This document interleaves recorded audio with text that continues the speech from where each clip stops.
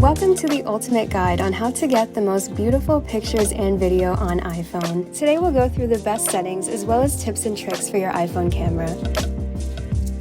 Hi everyone, welcome back to my channel. I'm Sophia Camarda if you're new, and today we're going to be talking all about iPhone settings and how to get the best camera quality with your iPhone. So I have the 15 Pro Max as you can see here, so I'm going to be going off of those settings. However, this will work for any iPhone, but this is, in my opinion, the ultimate camera guide. So today we're in the car because I'm actually at the park. I decided to take you guys out once again to get some nice clips of some scenery and just test out the camera quality. But enough talking, let's just get into it. So firstly, what you're gonna do is go into your iPhone camera settings, and what you're gonna do is go to the camera menu, and we're just gonna go through each setting one by one. At the very top, there is a section to set what your video records at. This will be for your best video quality. As you can see, there are a bunch of different options. The default setting is 180p at 30 frames per second, which is, in my opinion, something you could leave your phone at. Most social media content platforms do not support 4K, so if you want to save space on your phone, I would recommend just leaving that at the 180. But if you want to use the 4K features of your phone and get your money's worth, I would set it to 4K at 30 FPS. The 60 is going to be very smooth but take up a lot of room on your phone. I think 30 is the best option. These are the other settings when you scroll down how I have them. So everything is turned off except for the enhanced stabilization. This is just going to make your video clips a little more smooth by zooming in very slightly. Another setting I like to turn off is this HDR video setting. I find it personally kind of annoying, especially if you use Instagram a lot. I find that the Reels and the Stories really hate HDR video. It becomes like extremely contrasted. Now going back to this menu, I have the slow-mo at the default as well. So these are the three options that I have for this setting. Personally, I think this middle one, the default, is the best. However, if you're using high efficiency format, this bottom one is the best. However, I don't use high efficiency. We'll get into that later. Same for cinematic. I just leave it at the default. However, a cool setting is this 24 FPS. It gives like a cinematic, almost like movie film look, which is cool. And obviously 4K is going to be better quality. So I would say using these 4K options would be good if you have a very specific use. Like if you're making a YouTube video, a film, something like that, then I would go down to one of these two settings. Now we're going to scroll down to where it says formats and click here. This is one of the most important settings that I use. I put it on most compatible. I hate the high efficiency format on the iPhone because when I'm trying to use my files like video, picture, when it's not compatible and it's not like a JPEG or some normal file type, I have to convert it to that anyway, which is super annoying. So by default, most people use this high efficiency, but I really like most compatible, and that's actually going to give you the best quality by not compressing the files as much. The high efficiency tries to save you space, so that's why I put it to most compatible, and I recommend that you do that as well. Then there's photo mode down here. Some phones might be different. I have this 24 megapixel option,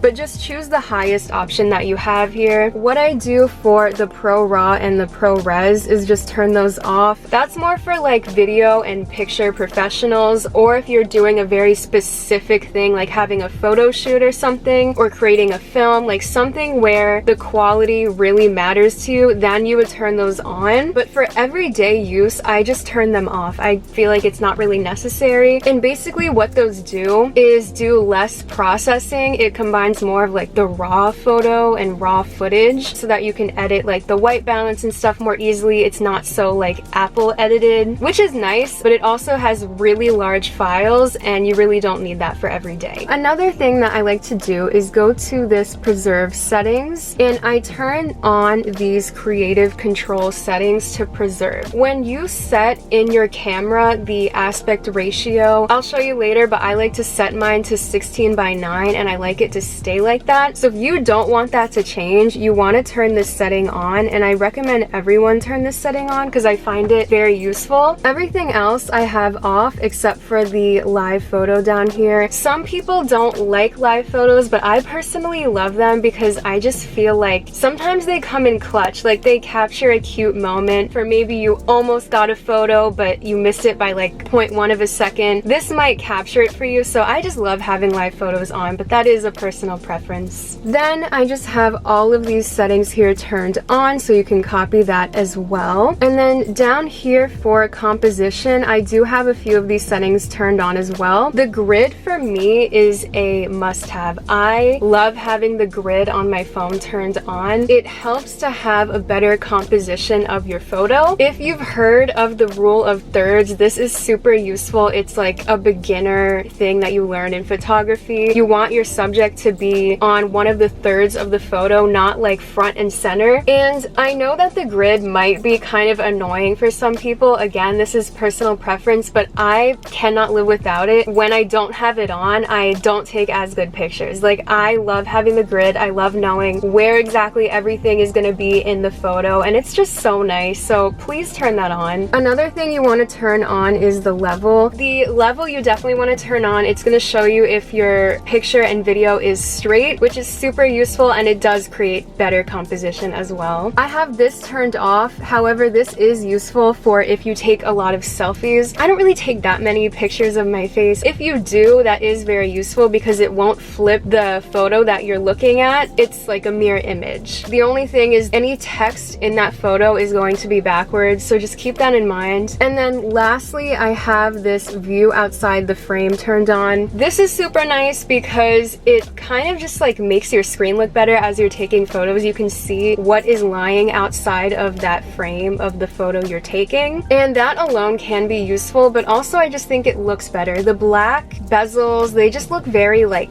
outdated in my opinion. For this main camera setting, this is where you can customize your lenses. I just leave it as default and it works fine. We have portraits in photo mode turned on. We also have prioritize faster shooting turned on. This might result in lower quality images, but it's going to help ensure that when you're trying to take a picture of something, you actually capture it. So I personally would get the photo, then have like higher quality, if that makes sense. So I would leave that on. Lens correction I have turned on, and macro control I have turned on. This is if you have the macro lens, which slightly I kind of hate. It comes on when I don't want it to come on, which can be very annoying. I only use it for things that are very close up or something that I want to show detail. For example, like earrings or like a very small object, the macro lens is great, but usually I want to turn it off. So as you can see here, this is how I do that, and it just creates a little button on the screen where you can adjust if the macro lens is being used or not. So I definitely like having that control on. Okay, so me and the son are arguing, so I'm gonna go into the park and I'm gonna start showing you guys some examples of my camera in action, and also the settings that I use for my camera app, because honestly, there are some settings in the camera app that you should pay attention to as well. So let's go into the park.